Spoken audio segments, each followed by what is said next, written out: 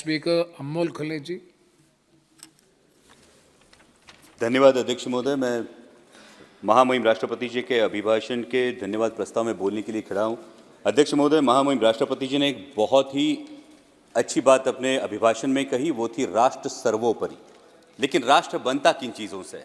राष्ट्र न सिर्फ इमारतों से बनता है, न सिर्फ पुलों से बनता है, न सिर्फ बजट के आंकड़ों से बनता है, न इंफ्रास्ट्रक्चर से बनता है। राष्ट्र बनता है उसके देशवासियों से, इंसानों से और उनके दिलों में पनपते देशभक्ति के जज्बे से। और इन देशवासियों की परिस्थिति क्या है? हर देशवासी चाहता है अध्यक्ष महोदय कि वो एक भयमुक्त वातावरण में अपना जीवन व्यतीत करे, लेकिन मेरे चुनाव क्षेत्र में ऐसी परिस्थिति नहीं है।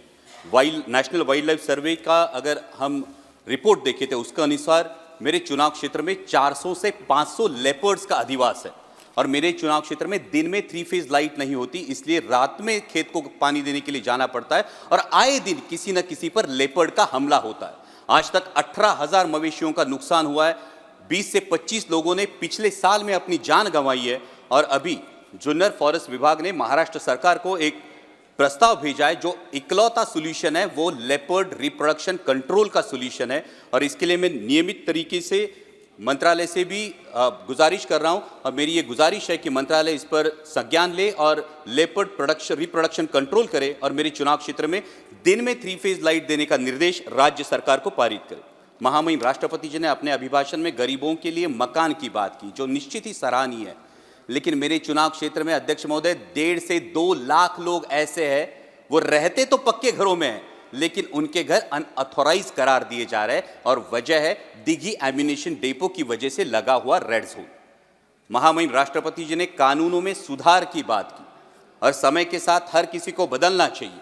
लेकिन रेड जोन की अगर हम बात करें तो जो कानून फॉलो हो रहा है वो 1903 का अंग्रेजों के जमाने का इंडियन डिफेंस एक्ट फॉलो हो रहा है, जिसके तहत रेड जोन की मर्यादा 2000 यार्ड सुनिश्चित की गई है। लेकिन 1970 का जो स्टैक रेगुलेशन है, स्टोरेज टेक्निकल एक्सप्लोजिव कमिटी का जो रेगुलेशन है यूनाइटेड नेशंस का, वो हमारे देश ने अडॉप्ट किया है, जिसके अनुसार 200 से 500 मीटर ही रेड जोन की मर्यादा होनी चाहिए।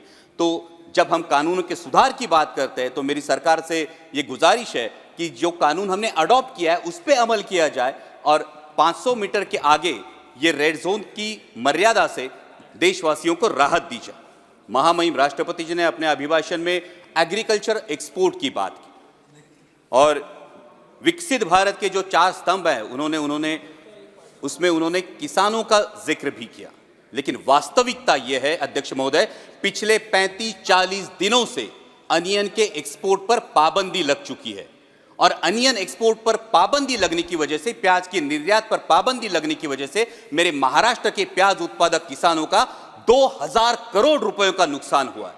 और इस पाबंदी की वजह से भला हो रहा है पाकिस्तान के किसानों का, क्योंकि मिडिल ईस्ट का मार्केट हो, यूरोप का मार्केट हो, ये पूरा पाकिस्तान अनियन ग्रोअर फार्मर्स के हाथ में चला गया है और पाकिस्तान के किसानों को उनके प्याज का दाम मिल रहा है, लेकिन मेरे किसान को अपना प्याज 8 से 10 रुपए किलो के दाम में बेचना पड़ रहा है। हमने सरकार से सुना था कि पाकिस्तान की कमर तोड़ देंगे, ये तो इस निर्णय की वजह से पाकिस्तान के किसानों को भला हो रहा है, कमर मेरे किसानों की टूट रही है।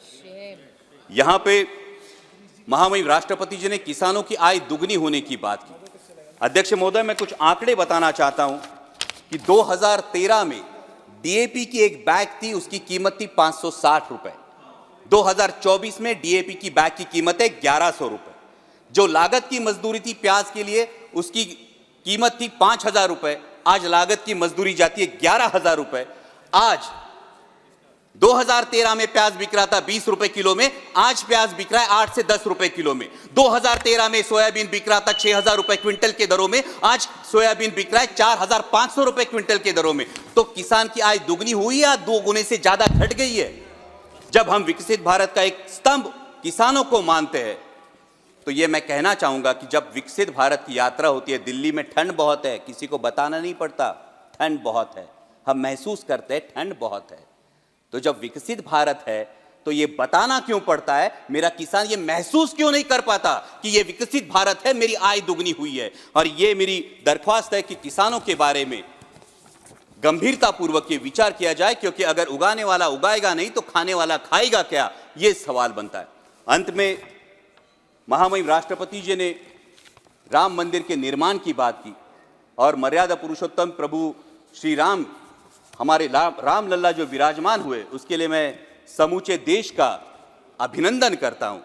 और उसी के बारे में कुछ पंक्तियां कहकर मैं अपनी वाणी को विराम दूंगा। अध्यक्ष महोदय, जब राम लल्ला की प्राण प्रतिष्ठा की बात आई तो किसी ने कहा बिना कलश के प्राण प्रतिष्ठा कैसे होगी, किसी ने कहा बिना कलश के प्राण प्रतिष्ठा कैसे होगी, किसी ने कहा जब चुनाव ही प्राण हो तो सोचो कौन सी प्रतिष्ठा दांव पे लगी होगी। लोग तो कुछ कहेंगे, लोगों का काम है कहना, आप जन की बात मत सुनना, सिर्फ मन की बात करना। फिर भी खुश थे हम, फिर भी खुश थे हम। 500 साल का सपना जो पूरा हो रहा था, हमारे अंदर का हिंदू भी पूरी तरह से जाग गया था। तो चल पड़े अयोध्या की ओर, राम लल्ला की दर्शन की आस लगाए। चल पड़े अयोध्या की ओर, राम लल्ला के दर्शन की आस लगाए। जो सामने नजारा देखा वो देखकर दंग रह गए। वो 3 मंजिलें, 400 खंबे, 32 सीढ़ियां, जय श्री राम का नारा लगाते हुए हम सीढ़ियां चढ़ने लगे। राम लल्ला से क्या गुहार लगाए ये सोचने लगे। पहली सीढ़ी पर याद आई महंगाई, पहली सीढ़ी पर याद आई महंगाई, दूसरी पर देश में बढ़ती बेरोजगारी, तीसरी पर पत्रकारिता की चरण चुंबकता, चौथी पर सेंट्रल एजेंसीज की संदिग्ध भूमिका। हर सीढ़ी पर कुछ न कुछ याद आ रहा था, हर सीढ़ी पर कुछ न कुछ याद आ रहा था। कहीं 15 लाख का जुमला, कहीं किसानों का आक्रोश था, कहीं महिला कुश्तीगिरों की वेदना थी, कहीं सालाना 2 करोड़ रोजगारों का वादा था, कहीं बढ़ती सांप्रदायिकता थी, तो कहीं चुनिंदा पूंजीपतियों पर मेहरबान हमारी सरकार का चेहरा था। इस वास्तविकता ने झंझोड़ने के बाद, इस वास्तविकता ने झंझोड़ना के बाद भी हम अंधभक्तों की तरह चलते गए। होश तो तब संभाला जब राम लल्ला के दर्शन हुए।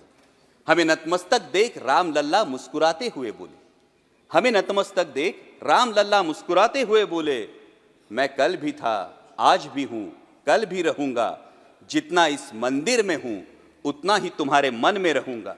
लेकिन याद रखना हमेशा, लेकिन याद रखना हमेशा, मैंने त्रेता युग में रामराज जलाया था, तुम कलियुग में जीते हो जहां संविधान ने गणराज जलाया है।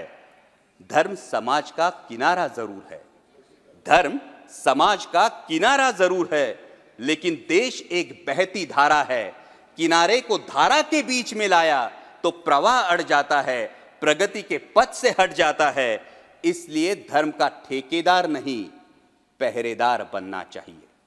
इसलिए धर्म का ठेकेदार नहीं, पहरेदार बनना चाहिए। तुम रहो न रहो, वो रहे न रहे, ये देश रहना चाहिए, देश का संविधान रहना चाहिए, देश का लोकतंत्र रहना चाहिए, ये देश रहना चाहिए। जय हिंद, धन्यवाद। धन्यवाद।